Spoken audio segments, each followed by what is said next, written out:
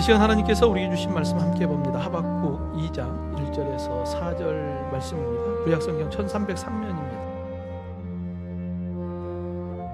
내가 내 파수하는 곳에 서며 성루에 서리라.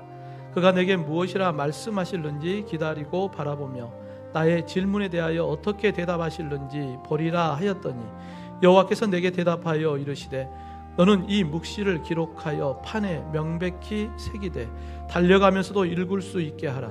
이 묵시는 정한 때가 있나니 그 종말이 속히 이르겠고 결코 거짓되지 아니하리라. 비록 더딜지라도 기다리라. 지체되지 않고 반드시 응하리라. 보라, 그의 마음은 교만하며 그 속에서 정직하지 못하나 의인은 그의 믿음으로 말미암아 살리라. 아멘. 여러분, 설 명절 연휴가 이제 시작이 됐어요. 반가운 얼굴들 만날 것을 생각하면 좋죠. 여러분, 도로가 막히고 답답하고 먼 길 갈 걸 생각해 보면 그 길을 왜 갈까 하지만 반가운 얼굴 기다리니까 만날 걸 생각하니까 그 먼 길을 마다 않고 민족의 이동이 있지 않습니까? 저도 이제 할머니가 살아계실 때 생각을 해보면 할머니 내일 내려갈게요 그러면 그 다음날 아침이 되면 아침 일찍부터 할머니가 들랑달랑 오나 서울에서 출발했는데 그렇게 빨리 가겠어요? 근데도 아침부터 들어갔다 와 언제 오나 그렇게 했다라는 이야기를 들으면 얼마나 기다렸을까 하는 생각을 해봅니다. 여러분, 기다림이라고 하는 것은 그냥 단순히 시간이 흘러갔다 그런 게 아니잖아요. 기다림이라고 하는 것은 반드시 그 약속대로 올 거라고 하는 믿음의 확신이 있으니까 기다리는 거예요. 반드시 올 거야. 기다리면 반드시 올 거야. 그러니까 그 기다림 속에서 약속을 기억하는 거죠. 여러분, 기다림은 아직이지만 이미 내 마음속에 와 있는 거예요. 기다림이라고 하는 것은 아직 도착을 안 했어요. 근데 이미 내 마음속에는 도착한 거예요. 그러니까 가족들을 만나는 그러한 마음이 이미 내 안에 있는 거예요. 이게 바로 기다림입니다. 여러분, 농부가 씨를 뿌리고 난 이후에 그 씨를 바라보면서 열매를 거둘 것을 보는 거예요. 아직은 아니지만 이미 마음속에는 풍성한 열매를 거둘 것에 대한 기대감이 있죠. 여러분, 신실하신 하나님의 약속, 그 약속을 믿는 믿음이 있을 때 우리는 기다릴 수 있는 것입니다. 믿지 못하면 어떻게 기다려요? 여러분, 하나님의 약속은 반드시 이루어진다는 것을 여러분 믿으십니까? 우리 옆에 분과 다시 한번 인사합시다. 하나님의 약속은 반드시 이루어집니다. 앞뒤 분과 인사합시다. 하나님의 약속은 반드시 이루어집니다. 여러분, 그 하나님의 약속을 믿는 믿음을 가지고 오늘 말씀을 기대하며 기다리며 들을 수 있기를 원합니다. 여러분, 영적으로, 정치적으로, 사회적으로 어둠 가운데 빠져있는 이스라엘 백성들을 바라보면서 방향을 잃어버린 이스라엘, 그들의 모습을 바라보면서 하박국 선지자가 하나님을 향하여 간구하는 모습이 오늘 본문에 기록되어 있습니다. 믿는 자의 기다림이란 어떤 의미일까? 특별히 설 명절을 우리가 보내면서 우리 가정을 향한 하나님의 믿음의 기다림이란 뭘까? 하나님을 믿는다고 하는데 그 믿음을 통하여 우리가 기다린다는 게 어떠한 의미일까? 오늘도 나는 하나님을 믿습니다라고 하는 그러한 신앙의 고백을 통하여서 나는 하나님의 그 약속을 믿음으로 붙잡고 기다리고 있는가? 여러분, 오늘 말씀을 통하여서 하박국 선지자의 그러한 신앙의 모습을 통하여서 하나님을 향한 온전한 믿음을 통하여 기다림, 그 기다림을 통하여 응답받는 역사가 일어나기를 주님의 이름으로 축원합니다. 이를 위해 먼저 믿음의 성도는 어떤 어둠 속에서도 하나님을 향한 믿음의 시선이 있어야 합니다. 여러분, 솔로몬 이후에 이스라엘은 남과 북으로 나누어져요. 북이스라엘은 이스라엘의 19명의 왕들이 있는데 성경은 그 모든 이스라엘의 19명의 왕들에 대해서 이렇게 평가해요. 하나님이 보시기에 악하다. 모든 왕들은 하나님 보시기에 악했어요. 하나님을 버리고 우상 숭배하고 하나님 말씀 따라 불순종하는 악을 행하죠. 그래서 결국은 하나님께서는 아수르 제국을 통하여 BC 722년에 하나님의 무서운 심판으로 멸망합니다. 여러분, 이 모습을 보고 있던 남유다는 북이스라엘이 하나님을 떠나고 악을 행하며 멸망하는 과정을 보면서 야, 우리는 이렇게 하면 안 되겠구나, 그런 생각을 가졌어야죠. 이스라엘의 요시아 왕 때에 종교개혁이 잠깐 일어납니다. 그런데 무기또에서 이 요시아 왕이 죽고 난 이후에 남유다도 급격하게 멸망의 길을 걸어가기 시작해요. 이 모습을 봤던 하박국 선지자는 이 유다를 바라보면서 하나님 앞에 오늘 본문에서 부르짖어 하나님의 도우심을 간구합니다. 그때 당시에 이 이스라엘의 국제 정세를 살펴보면 남쪽으로는 애굽이라고 하는 강대국이 있었고 북쪽에는 아수르라고 하는 나라가 있었는데 이 아수르가 신흥 강국인 바벨론에 의해서 무너져요. 그래서 신흥 강국인 바벨론의 침략을 받는 그러한 위기 가운데 있었죠. 마치 바람 앞에 촛불 같은 이러한 위기 가운데, 그리고 또 여전히 남유다는 정신을 못 차리고 악한 자들이 득세하는 그러한 모습을 바라보면서 하박국 선지자는 길을 잃어버린 그러한 이스라엘을 향하여서 하나님 앞에 부르짖는 모습이 오늘 본문에 기록되어 있습니다.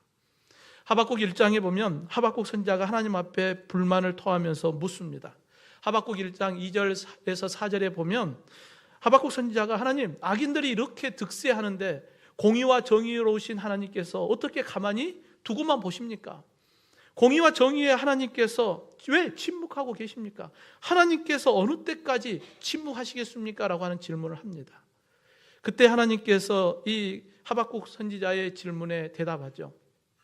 보라, 갈대아 사람들을 통하여서, 즉 하나님께서 바벨론 제국을 들어서 하나님께서 남유다의 불의한 자들을 심판하겠다라고 하는 하나님의 메시지가 선포됩니다. 근데 이 메시지를 듣고 이 하박국 선지자가 하나님의 말씀이 이해가 되지 않았어요. 하나님, 그럴 수 있습니까?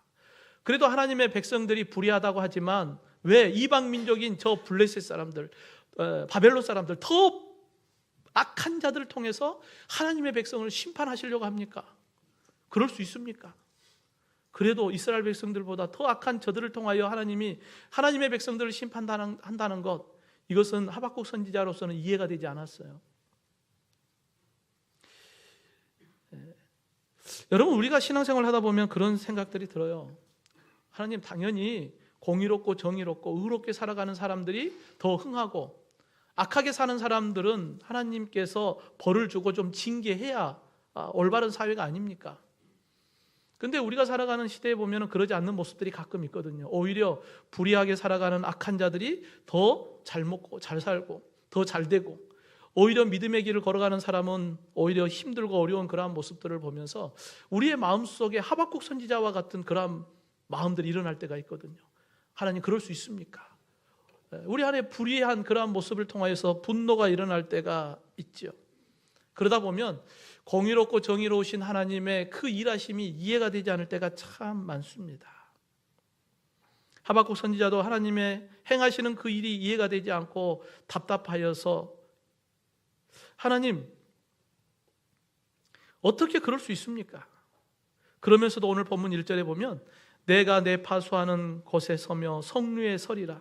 그가 내게 무엇이라 말씀하실는지 기다리고 바라보며 나의 질문에 대하여 어떻게 대답하실는지 보리라 라고 고백하고 있습니다.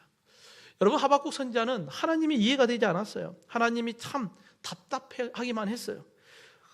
그럼에도 이 하박국 선지자는 누구에게 집중하고 있는 거예요? 하나님께 집중하고 있는 거예요. 하나님께 기다리고 바라보며 하나님께서 나의 질문에 어떻게 대답하실는지 하나님을 향하여 바라보고 있는 하박국 선지자의 모습을 봅니다. 성도 여러분, 우리가 어떻게 하나님의 뜻을 다 알 수 있겠습니까? 하나님의 뜻을 다 알면 우리가 하나님이게요? 우리가 하나님이 아니기 때문에 하나님의 뜻을 알 수가 없어요. 하나님의 뜻이 어디에 있는지 우리는 알 수 없지만 그러한 답답함과 환경 속에서도 우리 믿음의 사람들은 세상을 향하여서 시선을 향하는 게 아니라 오늘도 주님께 시선을 고정할 수 있기를 주님의 이름으로 축원합니다. 하박국 선지자는 답답해요. 하나님, 그럴 수 있습니까? 어떻게 그럴 수 있습니까? 어떻게 하나님의 백성이 악하다고 그 바벨론 제국 더 악한 자들을 통하여 하나님이 심판하려고 합니까? 이해되지 않았지만 여전히 하박국 선지자의 믿음은 하나님을 향하여 기다리고 바라보며 어떻게 대답하실는지 바라보겠습니다 라고 하는 고백을 하고 있습니다. 성도 여러분, 하박국 선지자의 모습을 통하여 우리의 모습도 다르지 않아요. 하나님의 뜻이 이해가 되지 않을 때는 우리 마음속에 답답함도 있고 또 두려움도 우리 안에 다가올 때도 있거든요. 그때의 우리의 시선이 세상을 향할 것이 아니라 오직 여호와 하나님을 바라볼 수 있는 믿음의 고정이 있기를 주님의 이름으로 축원합니다. 한 사람이 길을 가는데 안개가 자욱해요. 한 치 앞도 바라볼 수가 없습니다. 여러분, 가다가 길을 잃어버렸어요. 길을 잃었다는 것은 어떤 의미가 있을까요? 계속 움직이고 있다는 거예요. 내가 길을 잃어버렸다는 것은 내가 계속해서 가고 있는데 어둠 앞을 알 수 없는 이러한 자욱한 안개 때문에 길을 잃어버린 거거든요. 그냥 가만히 서 있으면 길을 잃어버릴 일도 없죠. 그런데 길을 가다 보니까 어디로 가야 할지 방향을 잃어버렸어요. 그때 우리에게 나침반만 있으면 문제가 없어요. 왜냐하면 나침반은 그러한 안개가 자욱하든 환경과 상황하고 아무 상관없잖아요. 나침반은 항상 그 방향을 가리키고 있기 때문에 그래요.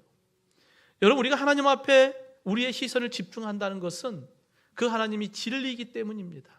진리는 상황이나 환경에 변함이 없어요. 우리는 환경과 상황에 우리의 마음이 변하고 상황이 변하면 우리의 생각들이 언제든지 바뀔 수 있습니다. 근데 진리신 하나님은 기준이거든요. 그러니까 우리가 나침반만 보면 아무리 안개가 자욱하여도 길을 잃어버리지 않고 우리는 그 길을 따라가면 되거든요. 진리신 하나님은 어떠한 환경, 시대 변하여도 진리신 하나님은 변하지 않아요. 이게 바로 진리입니다. 여러분, 환경과 상황에 따라서 달라지면 그건 진리가 아니죠. 그건 비진리입니다.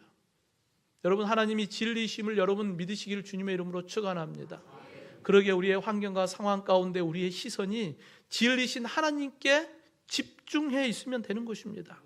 아무리 안개가 자욱해도, 아무리 우리의 환경과 상황이 우리가 이해되지 않아도 진리신 하나님께 집중하면 우리는 길을 잃어버릴 염려가 없는 것입니다.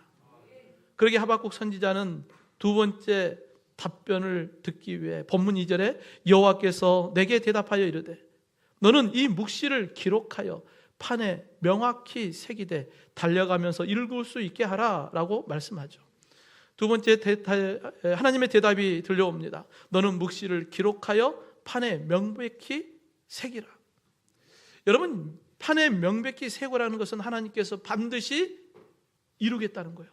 그 약속의 말씀을 판에다가 새겨버리라는 거예요. 하나님께서 그 약속을 반드시 지키겠다라고 하는 약속의 말씀이죠. 그러면서 달려가면서도 읽을 수 있게 하라. 여러분, 판에 하나님의 약속의 말씀을 판에 새겨서 그것을 달려가면서 읽을 수 있도록 하는 것처럼 분명히 하나님의 약속은 지켜진다. 그 약속의 말씀을 너가 많은 사람들에게 달려가면서도 그들이 알 수 있게 하라. 그들에게 증거하라 라고 말씀하고 있습니다. 여러분, 하나님의 공의와 정의가 반드시 이루어질 것을 여러분 믿으시기를 주님의 이름으로 축원합니다. 그 하나님을 여러분, 세상에 많은 사람들이 길을 잃어버리고 방황할 때 그들에게 신실하신 하나님, 진리의 하나님을 선포할 수 있기를 주님의 이름으로 축원합니다. 여러분, 우리가 방향을 잃어버렸을 때, 답답할 때 누구를 바라볼 것인가? 악한 자들이 흥하고 불의한 자들이 더 잘 될 때 하나님 앞에 우리가 공의와 정의로 행하시는 그 하나님을 믿는 믿음으로 하나님을 바라볼 수 있기를 원합니다. 세상을 바라보면 시험 들기 딱 좋아요. 야, 세상 사람들 저 방법으로 하면 잘 되겠구나. 야, 저렇게 살아가는 것이 지혜인 것 같구나. 그런 생각 들다 보면 우리도 불의한 길을 선택하기가 쉽거든요. 그러나 끝까지 진리신 주님을 붙잡으면 결국은 최후 승리가 누구의 것이 돼요? 우리의 것이 되는 것입니다. 여러분, 시편 73편을 기록한 시편 기자가 고백해요. 시편 73편 2절 3절에 나는 거의 넘어질 뻔하였고 나의 걸음이 미끄러질 뻔하였으니 이는 내가 악인의 형통함을 보고 오만한 자를 질투하였습니다 라고 고백해요. 내가 악인의 형통함을 봤어요. 오만한 자의 그러한 모습을 봤어요. 그러니까 내 마음속에 질투의 마음이 일어났어요. 그걸 바라보면서 나는 거의 넘어질 뻔했다. 나는 미끄러질 뻔했다는 거예요. 네. 여러분, 세상 바라보니까 넘어질 뻔해요. 미끄러질 뻔한 거예요. 근데 이 시편 기자가 마지막 28절에 뭐라고 고백하냐면 하나님께 가까이 함이 내게 복이라. 하나님을 가까이 하는 게 내게 복이었다. 세상 바라보면 넘어질 뻔하고 미끄러질 뻔했는데 내가 하나님을 바라보고 하나님을 가까이 하니까 야, 이게 나에게 복이었다라고 하는 마지막 고백을 28절에서 합니다.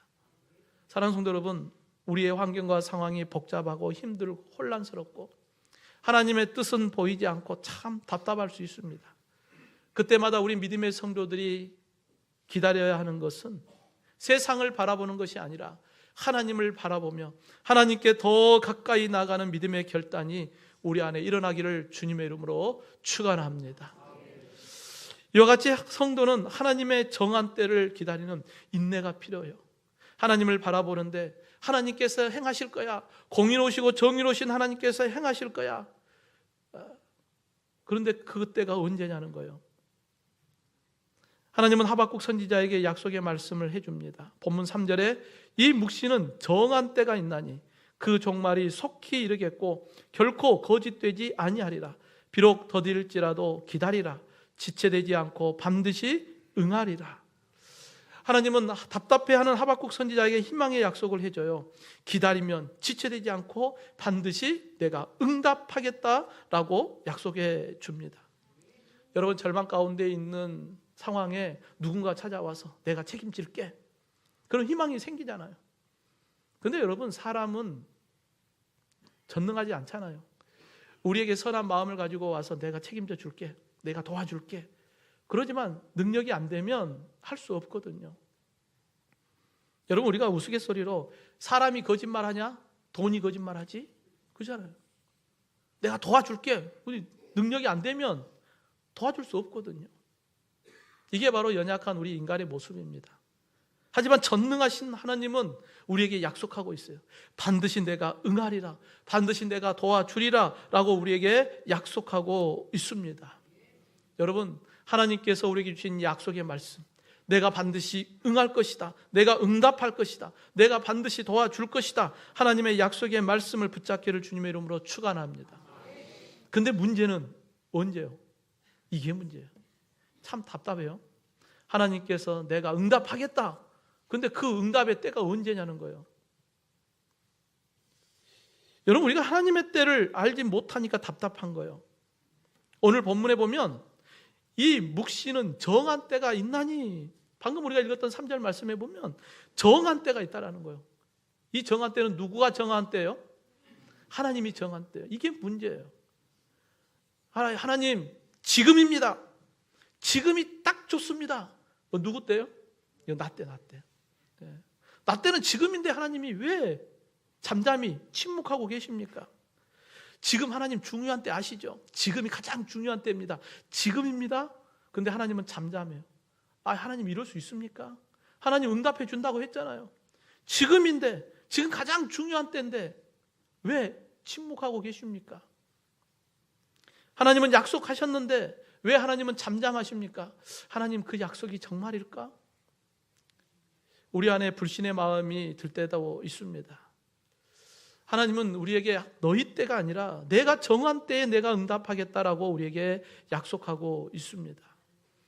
여러분, 하나님께서 정한 때가 있다는 건 우리의 신앙생활 가운데 참 힘들고 어려운 거예요. 이게 하나님의 때를 모르니까 우리에게는 답답함이 있습니다. 여러분, 기다린다는 건 쉽지 않죠. 우리끼리 있으니까 이야기해 봅시다. 여러분, 기다린다는 게 참 쉽지 않죠. 딱 정해진 그 시간에 친구를 만나자 그러면 딱 그 시간에 오면 좋잖아요. 그런데 그 시간에 안 와. 근데 아무 연락도 없어. 좀 늦는다 이런 이야기도 안 하고 있으면, 그리고 시간만 가면 마음속에 내가 약속을 했는데 이 친구가 안 오려나? 이런 생각도 있잖아요. 그러다가 또 오다가 무슨 사고가 있었나? 이런 생각도 들 수도 있잖아요. 여러분, 기다린다는 것이 참 어렵습니다. 근데 하나님께서 우리가 내 때가 아니라 하나님의 정한 때를 기다리게 하는 이유가 있어요. 한번 따라해 봅시다. 기다림도 훈련이다. 아멘입니까? 여러분, 출애굽한 이스라엘 백성들이 하나님께서 가나안 땅으로 바로 데려가면 얼마나 빨라요? 그런데 광야에서 몇 년 동안 기다리게 해요? 40년이에요. 그 40년 동안 하나님은 이스라엘 백성들의 그 기다림이 훈련의 시간이었어요. 그동안에 애굽에 있을 때 애굽 바로를 바라보면서 애굽의 바로의 말씀이 생명이었거든요. 근데 이제 하나님의 백성으로 그들을 출애굽시켜서 이제는 하나님의 백성으로 하나님이 그들의 생명임을 바꾸는 거예요. 그들의 체질을 바꾸는 시간이 바로 광야 40년의 훈련이었습니다.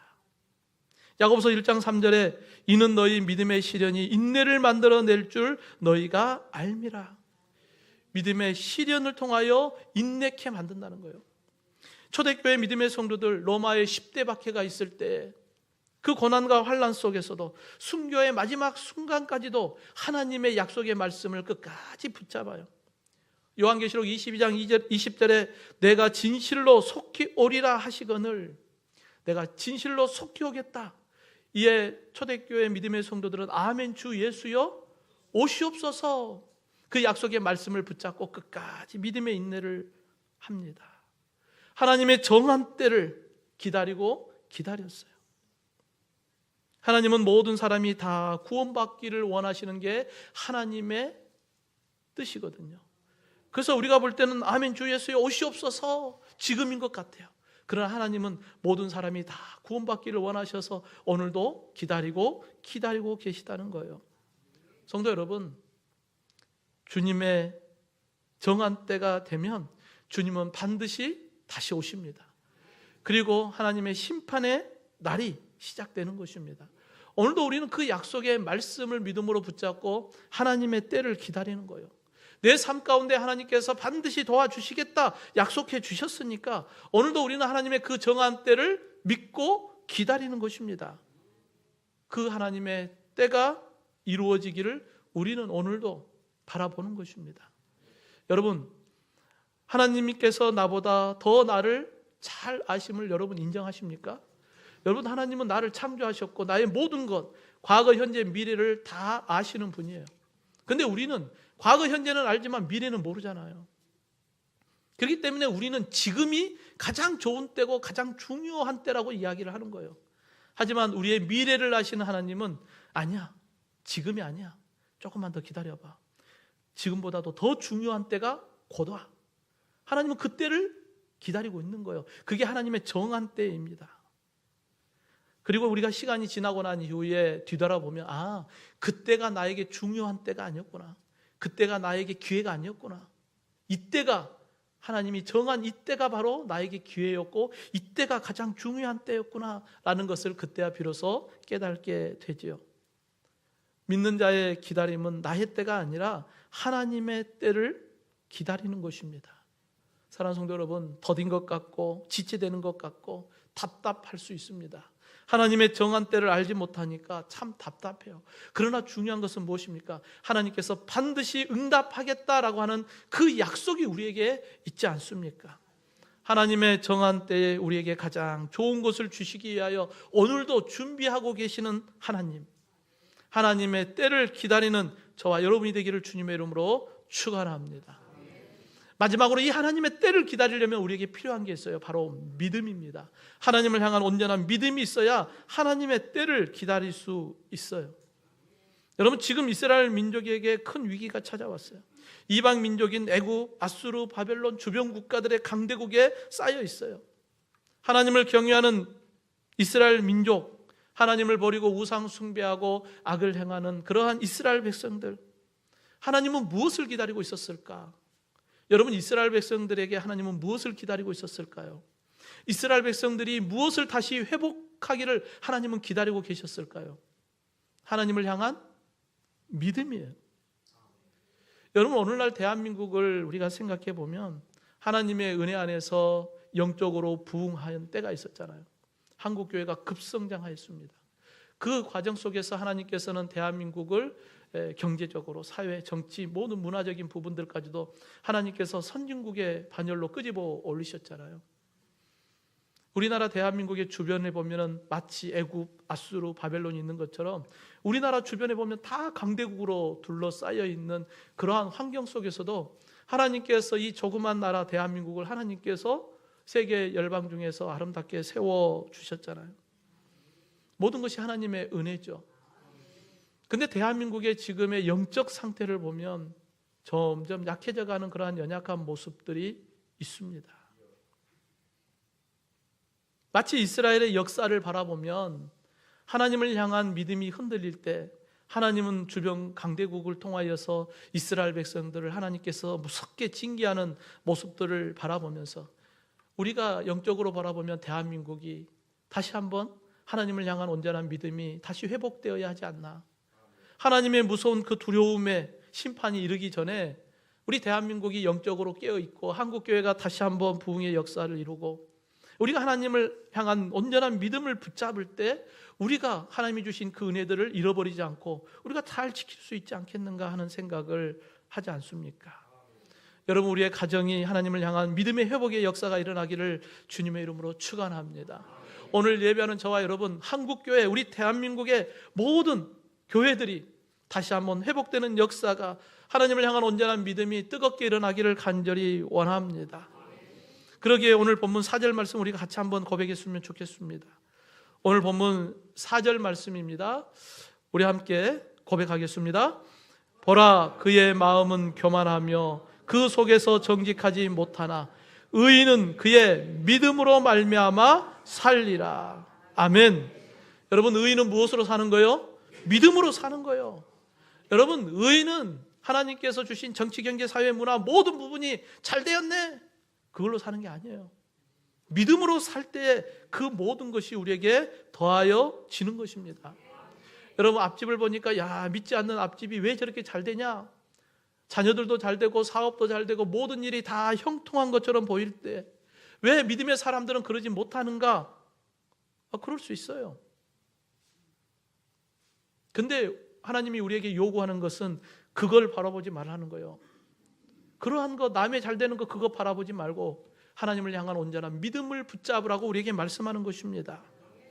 여러분, 시편 42편에 보면 3절 5절에 시편 기자가 이렇게 고백해요. 사람들이 종일 내게 말하는 것이 내 하나님이 어디 있느냐? 하나님 어디 있냐? 세상 사람들이 야, 너는 하나님 믿는다는데 왜 그렇게 사냐? 오히려 악한 자들이 흥하면서 그들이 조롱하며 이야기해요. 그때마다 시편 기자는 그 말을 들을 때마다 속상해서 눈물을 흘려요. 그러면서도 믿음의 사람 이렇게 고백해요. 영혼아, 내가 어찌하여 낙심하며 어찌하여 내 속에서 불안해하는가? 너는 하나님께 소망을 두라. 그가 나타나 도우심으로 말미암아 내가 여전히 찬송하리로다. 야, 너 영혼아, 너 왜 낙심하냐? 너 왜 불안해하냐? 하나님이 너와 함께하고 있잖아.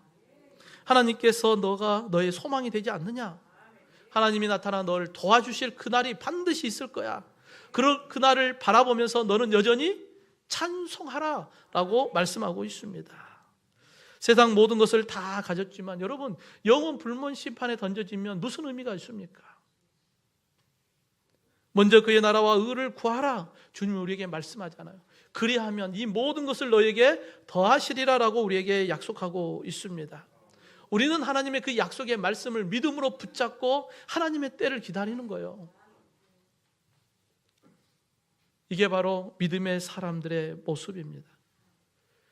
조셉 스크리븐이라고 하는 인물이 있어요. 결혼식 하루 전날 약혼녀가 그를 만나기 위해서 오다가 강에 빠져 죽게 됐어요. 결혼을 하루 앞두고 사랑하는 여인이 죽었으니까 얼마나 큰 마음의 상처를 겪었겠습니까? 그리고 약 12년의 세월이 흘렀어요. 마음에 이제 상처가 좀 아물고 새로운 여인을 만나서 이제 결혼을 앞두고 약혼을 합니다. 그런데 결혼을 앞둔 그녀가 폐렴에 의해서 또 죽음을 맞이합니다. 얼마나 힘들겠어요? 그때 고향에 있던 헐어머니의 위독하다라고 하는 전보를 받게 됩니다.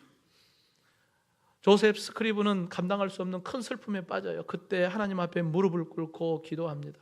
자신의 그 아픔, 고통, 그리고 어머니의 병을 고쳐달라고 간절히 기도해요. 그때 그 기도 가운데 하나님의 형언할 수 없는 평안함이 그에게 찾아옵니다. 기도가 끝나고 난 이후에 그가 찬송의 시를 씁니다. 그게 우리가 잘 아는 찬송가 369장 죄짐 맡은 우리 구주 어찌 좋은 친구인지라고 하는 찬양의 고백이에요. 여러분, 그 찬양의 마지막 3절 가사는 이렇게 고백돼요. 세상 친구 멸시하고 너를 조롱하여도 예수 품에 안겨서 참된 위로 받겠네.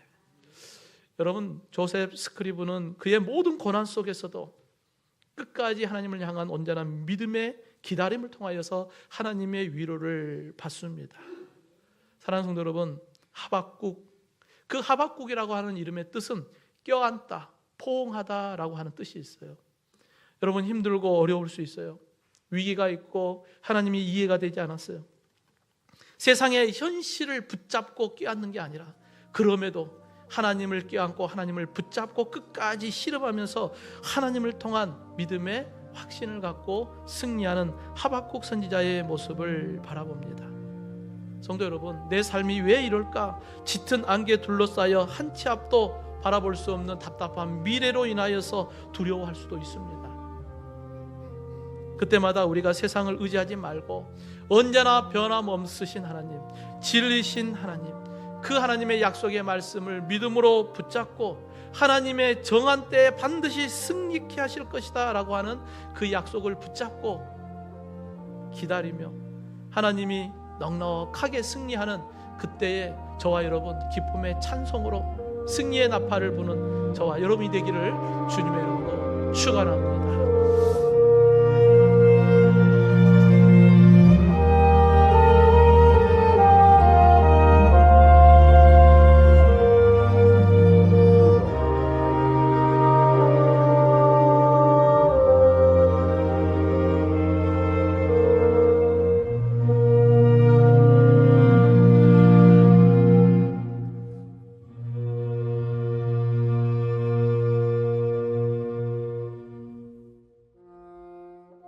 내가 내 파수하는 곳에 서며 성루에 서리라.